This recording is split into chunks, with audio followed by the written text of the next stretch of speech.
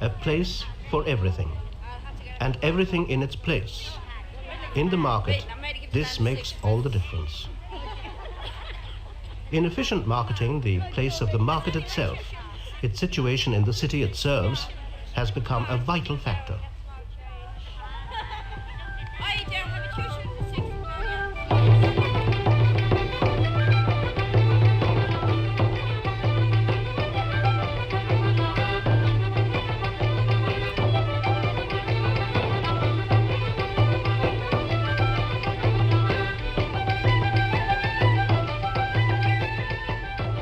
Maurice Macaulay's load of cauliflowers left his farm near Skerries before 5 o'clock in the morning. Most of the vegetables for the Dublin market are grown in the area north of the city. By 6 o'clock, the loads are converging in time for the opening. An early arrival means a good place in the queue, a quick sale, and an early return home.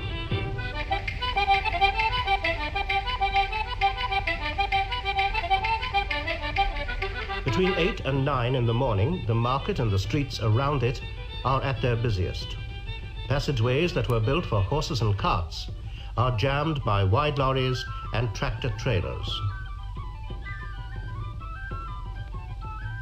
A truck, and there are many every day, is not only a form of transport. It is sometimes a measurement, for cabbage is usually sold by the load. In 1862, it was decided to provide a market for Dublin, but nothing happened for 30 years. It was in 1892 that the Dublin Fruit and Vegetable Market was set up, so that provisions for the city could be sold in orderly and hygienic conditions. Dublin's population has doubled since the market was built, but the building itself remains much as it was when it first opened. The market is the property of the Dublin Corporation, and all merchants rent their stands or banks by the week. Some of the homegrown food is auctioned and some left on the merchants' banks to be sold by them on commission. Produce which is unsold is taken away and dumped, the growers suffering the complete loss. There's no compulsory grading in the Dublin market. This undermines the buyer's confidence and doesn't help prices. But many growers grade voluntarily, and their produce always sells at a premium even when there is a glut on the market. There are recognized methods of presenting produce. Broccoli and cauliflower are delivered loose and are sorted on the salesman's bank. While cabbage is usually sold by the load, main crop carrots and parsnips go by the bag, and celery, rhubarb and white turnips sell in bunches, tomatoes and peas by the chip.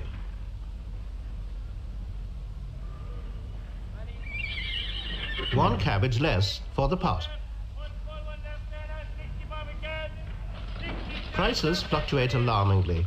A dry spell can send the price of lettuce and tomatoes rocketing. Prolonged wet weather can mean the opposite. When there's overproduction, good food may be plowed back into the land because its price is too low to cover the cost of harvesting.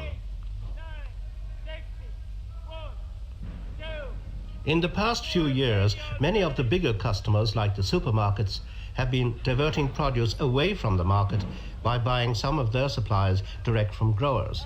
Growers, too, have organized their own cooperative.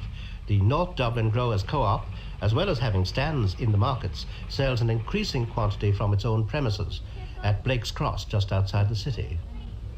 Not all the buyers are retailers. Increasingly, small shopkeepers come to the markets for their own supplies rather than have them delivered. This has contributed further to the enormous growth in traffic in the narrow streets around the markets. The population growth alone would have increased the business of the market enormously. But added to this is the fact that in the new affluent suburbs, people are eating more vegetables and fruit.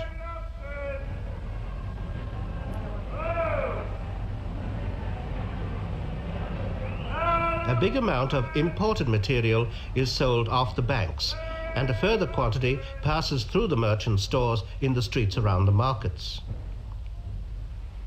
Asking the housewife to buy Irish quality goods is usually good advice, but many of the imports are better presented, and even if they're not of superior quality, their presentation often puts them ahead. Our system of marketing fruit and vegetables has been described as old-fashioned, even archaic. It has hardly changed in this century. Irish horticulture is protected by tariffs now, but come the common market, how would stand the Irish grower then?